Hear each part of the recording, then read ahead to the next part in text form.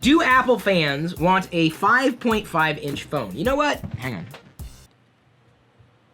How you doing? This is my Note 3, and it's a nice phone. This is the phone that Hector actually uses as well, and he likes it.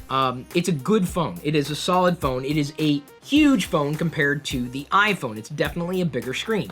And in using the Note 3, this is really my only practical experience with a phablet. I really liked it. I liked the experience on the Note 3. It was good.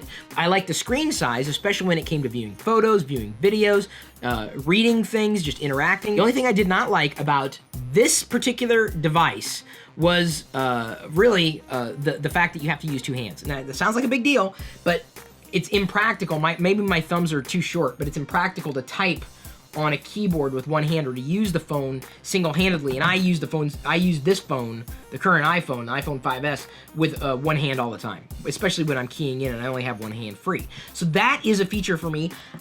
Here's the thing. I don't know. I don't know if Apple does produce a larger phone, a larger screen phone, like a 4.7-inch phone, a 5.5-inch phone, any phone that's larger than the current phone's screen size. I don't know. I don't have an answer because, like I said, I like the Note 3. You guys might want to have watched the review we posted on the Note 3, either in this channel or maybe it was the other one, because I think it was last year when I first started using it. It's been so long. I liked it. I really genuinely did. Good hardware. The screen size really does stand out. I would not mind using this as a daily driver. And I would use the Note 3 as a daily driver. I'm not sure I was sold on the way Samsung wanted me to experience the Note 3. That's a software issue. Some people like the software, some people don't. I know you could modify it and put your own ROM and everything. So I liked it, generally speaking, in terms of a phone screen size. And it was definitely, when you use a larger screen phone and you go back to a smaller screen phone, it does feel small.